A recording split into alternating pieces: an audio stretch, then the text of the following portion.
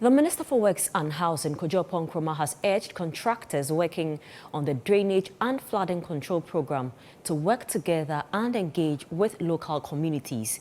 He emphasized the importance of collaboration and community engagement among contractors involved in major drainage system projects across the Greater Accra region.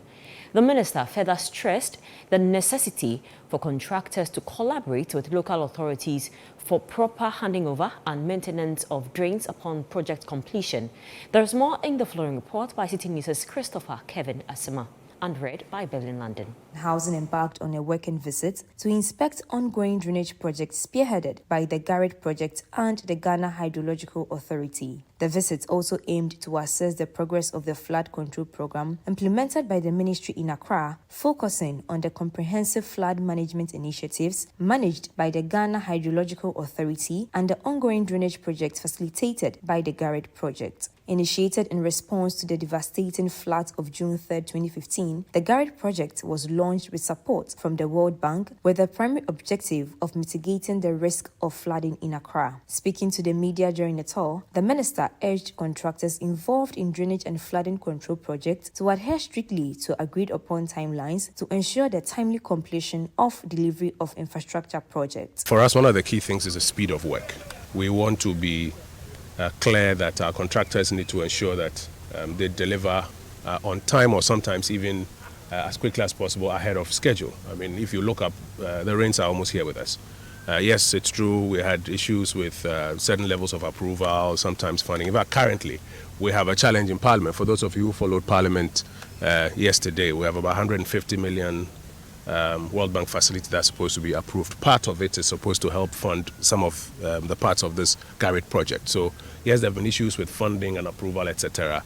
But our people will not forgive us if we don't get this thing done quickly, so that as the rains come down, we don't have a lot of people being affected. So for you, our colleagues who are the contractors, please do well to get it on time or even earlier.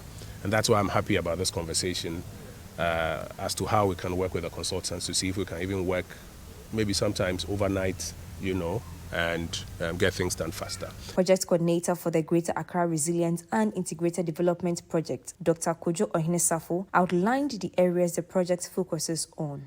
We are doing a number of interventions. One is the dredging, which you've already seen. We have a 4-year contract with a contractor to do what we call the performance-based dredging, which allows him to be judged and paid by the performance of the asset and not just the volumes that he would get paid for. Then we're also doing some structural measures that would help to improve the capacity of the drain to convey the runoffs whenever it rains. So there are some bridges, for example, that have to be reconstructed because presently as they are, as the water level rises within the basin, they become obstructions to the flow. So that's another package. Then the third package we are doing is 2 major drains. One is from Nima Paloma to Circle, and the other is the Kaneshi from Accra Academy all the way to the Odo at the MTN side across the Obechebi interchange. Another set of interventions we are doing is the solid waste management. A big contribution to the flooding in Accra is the way that we dump waste.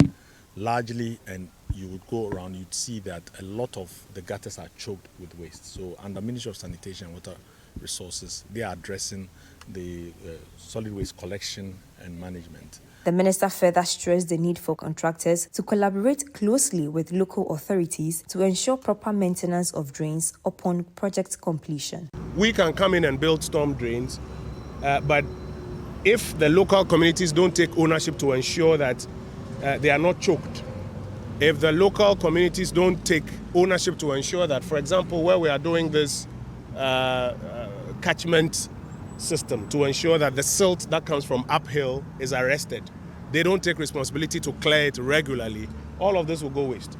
So I think part of the conversation we're also having with Hydro and the contractors is to ensure that there's a proper memorandum of understanding between Hydro and the local assembly. When the work is done, then they take responsibility for ensuring the regular clearing of these catchment or traps that we are doing to arrest the silt, and also to ensure that where the lower level of cleaning or dredging can take place, you're able to do it. Even as we are here, I'm getting calls from other parts of the country about their dredging programs that have been suspended, obviously because of the financing issues, but we'll look into those ones.